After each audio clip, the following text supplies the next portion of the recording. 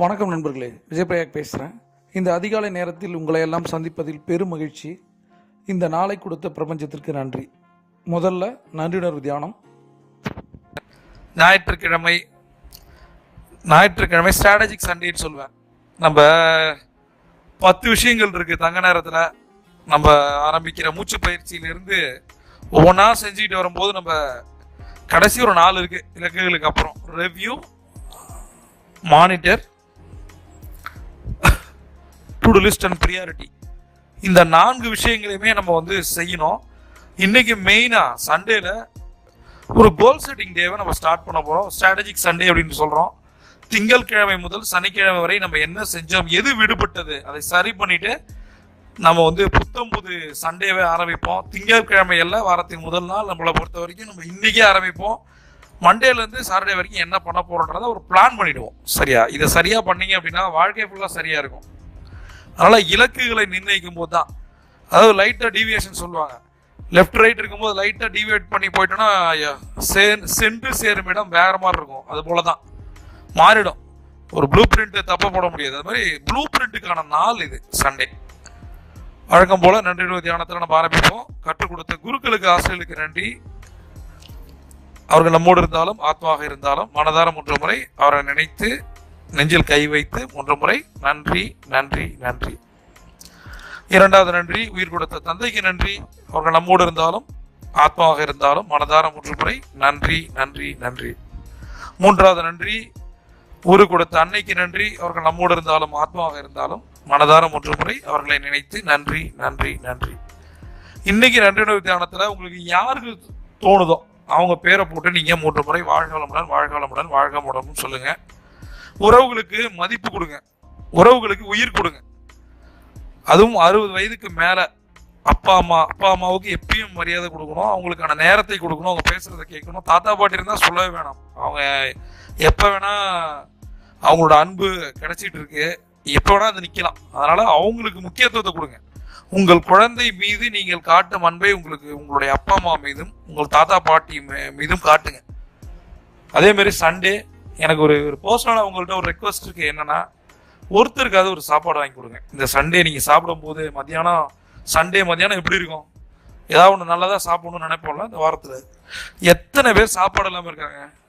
உங்கள் குழந்தைங்களுக்கு சொல்லித்தாங்க. ஈகை, அதாவது தமிழனுடைய 2 உயர்ந்த குணநலங்கள்ல ஒன்று ஈகை, இன்னொன்று வீரம். அது 2மே காணா போயிடுச்சுன்ற நம்ம மீட்டெடுப்போங்கிற நான். ஈகையை வளர்ப்போம். வீரத்துலயும் யாருக்கும் அடி பண்ணிக்க மாட்டோம். அந்த மாதிரி ஒரு என்ன சொல்றது, நம்ம செஞ்சு காட்டிட்டோம். நம்ம மாதிரி கொடையாளி உலகத்தில் யாரும் இல்லை. அட்லீஸ்ட் ஒருத்தருக்கோ 2 பேருக்கோ 10 பேருக்கோ அதை நம்ம சாப்பாடு கொடுக்கறது நல்லது. கொஞ்சம் காசு இருந்ததுன்னா கல்விதானம் செய்யலாம். மனசுக்கு நம்ம நல்லா இருக்கணும், உடம்பு நல்லா இருக்கணும்னா மௌன விரதம் இருக்கும். அன்னதானம் செய்யறது ரொம்ப ரொம்ப நல்லது. உங்கள் குழந்தைகள் பிறந்த நாள், உங்களுடைய பிறந்த நாள், உங்க மனைவி பிறந்த நாள், உங்க அப்பா அம்மா பிறந்த நாள், உங்களோட வெட்டிங் டே, எந்தெந்த நல்ல காரியங்கள் வருதோ கண்டிப்பா நீங்க அன்னதானம் பண்ணுங்க. அவ்வளவு புண்ணியம். நிறைய பேர் கடனோட இருக்கலாம், நான் எப்படி காசு இல்லையே அப்படி நினைக்காதீங்க. கடன் இருந்தாலும் கூட எவ்வளவு கஷ்டப்படுறோம். சண்டே மத்தியானம் சாப்பிடும் போது நான் ஒண்ணு கேட்கிறேன். என்னோட வேண்டுகோள்னு வச்சிங்க, இலையிலையோ தட்டுலையோ சாப்பாடு போட்டு உட்காரும் போது ஒருத்தருக்கு சாப்பாடு போட்டு சாப்பிட்டு பாருங்க. ஒரு 21 வாரம் இதை செஞ்சு பாருங்க. உங்க வாழ்க்கை எப்படி மாறுது நான் சொல்றேன். ஒரே ஒருத்தருக்கு பண்ணுங்க. முடியாதா? 4 பேருக்கு, 5 பேருக்கு, 10 பேருக்கு ஒரு வெரைட்டி ரைஸ் கடையில வாங்கி கொடுத்தா முடிஞ்சா போய் ஒரு அம்மா உணவு மாதிரி எங்கேயாவது வாங்கி கூட கொடுங்க. 10 பேர் சாப்பிட்டுவேன். அவ்வளவு புண்ணியம் உங்களுக்கு. அதாவது வயிற்று தீயை அணைப்பதை விட பெரிய புண்ணியம் இல்லைன்றாங்க. அதான் கொஞ்சம் காசு இருந்தா அன்னதானம், கொஞ்சம் அதிகமா காசு இருந்தா கல்விதானம் பண்ணுங்க. பிரபஞ்சமே உங்களை வாழ்த்தும். அடுத்தது நம்ம பார்க்க போறது பண சுய கட்டளைகள். சுய கட்டளைகள் ஏற்கனவே நான் சொன்னதுதான். நம்முடைய மனதை திடப்படுத்த, வலுப்படுத்த நம்ம சொல்ற தொடர் சொற்கள் அல்லது வாக்கியங்கள் தான் நம்ம சுய கட்டளைன்னு சொல்றோம். நமக்கு நாமே இட்டுக்கொள்ளும் கட்டளைகளை சுய கட்டளைகள் நம்ம சொல்றோம். 3 விதமான சவால்கள் பொதுவாக இருக்கு. உடல் நலம், உறவு முறைகள், 3வது பணம். இன்னைக்கு மிக முக்கியமான 3 பண சுய கட்டளைகளை நம்ம பார்க்க போறோம். முதல் சுய கட்டளை, ஒவ்வொரு தருணத்திலும் பணம் என்னிடம் ஈர்க்கப்படுகிறது. ஒவ்வொரு தருணத்திலும் பணம் என்னிடம் ஈர்க்கப்படுகிறது. ஒவ்வொரு தருணத்திலும் பணம் என்னிடம் ஈர்க்கப்படுகிறது. இதுல 2 விஷயம் முக்கியமானது. ஒண்ணு கணம் அப்படின்னு சொல்லுவேன். இந்த கணத்துல, இந்த க்ஷணத்துல அப்படின்னு சொல்லுவாங்க. இக்கணத்தில் இப்ப என்ன ஆயிடுதுன்னா நிறைய சூழ்நிலைகள்ல நாம பணம் வராம கஷ்டப்பட்டிருக்கோம், இல்ல வர வேண்டிய பணம் வராம போயிடும். இது வந்துருச்சுன்னு சொல்லுவோம். பணத்தை பொறுத்தவரை நம்ம அக்கௌண்ட்டுக்கு வந்தாதான், நம்ம கையில வந்தாதான் வரும் என்பது வராது. அந்த மாதிரி பல தருணங்களை நம்ம கடந்திருக்கோம். அதுக்காக தான் இந்த சுய கட்டளைகளை நான் சொல்லியிருக்கேன். ஒவ்வொரு தருணத்திலும் நான் ஃபேஸ் பண்ற எல்லா தருணத்திலும், நான் என்ஜாய் பண்ற ஒவ்வொரு தருணத்திலும், நான் கடந்து போற ஒவ்வொரு தருணத்திலும் பணம் என்னிடம் ஈர்க்கப்படுகிறது. பணத்தை நான் ஈர்த்துக்கிட்டே இருக்கேன், பணம் கிட்ட வந்துகிட்டே இருக்கு. எல்லா கணமும், எல்லா தருணமும், எல்லா சூழல்களிலும் என்னால் பணத்தை ஈர்க்க முடியும். பணம் என்கிட்ட வந்துகிட்டு தான் இருக்கு. அடுத்த சுய கட்டளை, நான் விரும்பும் போது பணத்தை வெளிப்படுத்தும் திறனுக்கு நான் மிகவும் நன்றி உள்ளவனாக இருக்கிறேன். நான் விரும்பும் போது பணத்தை வெளிப்படுத்தும் திறனுக்கு நான் மிகவும் நன்றியுள்ளவனாக இருக்கின்றேன். நான் விரும்பும் போது பணத்தை வெளிப்படுத்தும் திறனுக்கு நான் மிகவும் நன்றி உள்ளவனாக இருக்கின்றேன். நான் விரும்பும் போது, நான் எப்பப்பெல்லாம் விரும்புறனோ, எப்பப்பெல்லாம் எனக்கு தேவைப்படுதோ அப்பெல்லாம் பணத்தை வெளிப்படுத்தும் திறன், இதை பணத்தை நான் ஒரு பொருளா பார்க்கல, என்னவா பார்த்திருக்கேன், வெளிப்படுத்தும் திறன் என்கிட்ட நிறைய இருக்கு. நிறைய இருக்கும் போது நம்மளால கொடுக்க முடியும். சரியா? அந்த வெளிப்படுத்தும் திறனுக்கு பணத்தை நான் உணர்வா சொல்றேன். பணம் என்பதே உணர்வு தான், இது ஒரு பொருள் அல்ல. நான் மிகவும் நன்றி உள்ளவனாக இருக்கின்றேன். நாம இப்ப நன்றியுணர்வு தியானத்தை பார்த்தோம். எல்லா சுய கட்டளைகளையுமே நம்ம எப்படி பண்றோம், முதல்ல நன்றியுணர்வு தியானம் சொல்லிட்டு மனதை அமைதிப்படுத்திட்டு தான் என்ன சொல்றோம், சுய கட்டளைகளை சொல்றோம் இல்லையா? அப்ப நான் நன்றி உள்ளவனாக இருக்கேன். எப்ப நான் நினைக்கும் போதெல்லாம் என்னால பணத்தை வெளியிட முடியுது, வெளிப்படுத்த முடியுது. அது ஒரு திறன். அப்படிங்கிற திறன் இருந்தாதான் பணம் வரும். மூன்றாவது சுய கட்டளை, நான் இன்று என் எண்ணங்களால் ஒரு வளமான எதிர்காலத்தை உருவாக்குகிறேன்.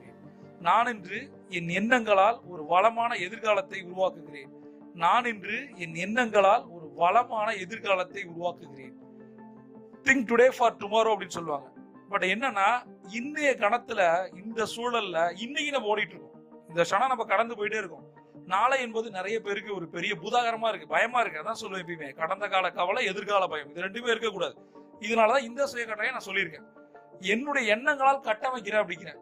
என்னது, ஒரு ப்ளூ பிரிண்ட் மாதிரி, ஒரு ஃபவுண்டேஷன் மாதிரி, ஒரு அஸ்திவாரம் மாதிரி இன்னைக்கு என் எண்ணங்களால் ஒரு மிகப்பெரிய கனவு சாம்ராஜ்யத்தை உருவாக்குறேன், எதிர்காலத்தை உருவாக்குறேன். நாளைக்கு ஒரு பியூட்டிஃபுல்லா இருக்க போகுது, எனக்கு கிடைச்ச எல்லாம் வரப்போகுது, நான் ரொம்ப சந்தோஷமா இருக்க போறேன். அதுக்கு என்னுடைய எண்ணங்களால் ஒரு வளமான எதிர்காலத்தை இன்னைக்கு, இதுதான் முக்கியம், இப்ப நான் உருவாக்குறேன். இப்ப என்கிட்ட எந்த நெகட்டிவும் இல்ல, 100% நான் பாசிட்டிவா இருக்கேன். என் எண்ணங்களால் ஒரு அற்புதமான எதிர்காலத்தை என்னால் கட்டமைக்க முடியும். அப்படிதான் இந்த சுய கட்டளையை நான் டிசைன் பண்ணிருக்கேன். நம்மளே முதல்ல நம்ம பார்த்த நன்றியுணர்வு தியானம் தங்க நேர டைரியில இருக்கு. சரியா? தங்க நேர டைரியில சொல்லப்பட்டிருக்கு. இந்த 10 தங்க நேரத்தையும் ஒருத்தவங்க பண்ணாங்க அப்படின்னா உங்கள் வாழ்க்கை மாறும். இதை நான் சுபிட்ச நேரம் சொல்றேன். 4 to 5 அந்த டைரியில சொல்லப்பட்டிருக்கின்ற 10 விஷயங்களை ஒருத்தவங்க தொடர்ந்து 90 நாள் பண்ணாங்கன்னா கடன் இருந்தா அடையும், பணம் வரும், என்ன நினைக்கிறீங்களோ அது நடக்கும். இதை பண்ணி பாருங்க, உங்களுக்கு தெரியும். அதை விட மிக முக்கியமான விஷயம்னா, அதை சரிப்படுத்துறதுக்காக, அந்த இலக்குகளை, கனவுகளை அடைவதற்காக நான் சுய கட்டளைகளை சொல்றேன். இந்த சுய கட்டளைகள் எல்லாமே பணமந்திரங்கள் புத்தகத்தில் இருக்கு. உங்களுக்கு தங்க நேர டைரியோ பணமந்திரங்கள் புத்தகமோ வேணும்னா கீழே இருக்க நம்பருக்கு கால் பண்ணி பேசுங்க. நண்பர்களே, ஒரே ஒரு விஷயம் தான் சொல்றேன். பண சுய கட்டளைகள் சொல்றதாலேயோ, நன்றியுணர்வு தியானம் சொல்றதாலேயோ, சுய பேச்சு பண்றதாலேயோ ஒருத்தருக்கு பணம் வராது. லா ஆஃப் அட்ராக்ஷனோட ரூல்ஸ் இது. லா ஆஃப் அட்ராக்ஷனை விட லா ஆஃப் ஆக்ஷன் ரொம்ப ரொம்ப முக்கியம். இதை 3 முறை சொல்லணும், 8 முறை எழுதணும். இது ஈர்ப்பு விதியோடைய தத்துவம் இது. அதனால உங்களுடைய செயல்களை நம்புங்க. அதற்காக தான் தங்க நேரத்துல நான் 10 ஸ்ட்ராட்டஜியை கொடுத்துருக்கேன். நீங்கள் மிகப்பெரிய பிரம்மாண்டமானவர். சரியா? உங்களுக்கு ஏற்படுற எல்லாமே டெம்பரவரி தான். பிரபஞ்சம் கொண்டு இதில் காத்திருக்கேன். நீங்க ஒரு சாம்பியன். செய்யட்டும்.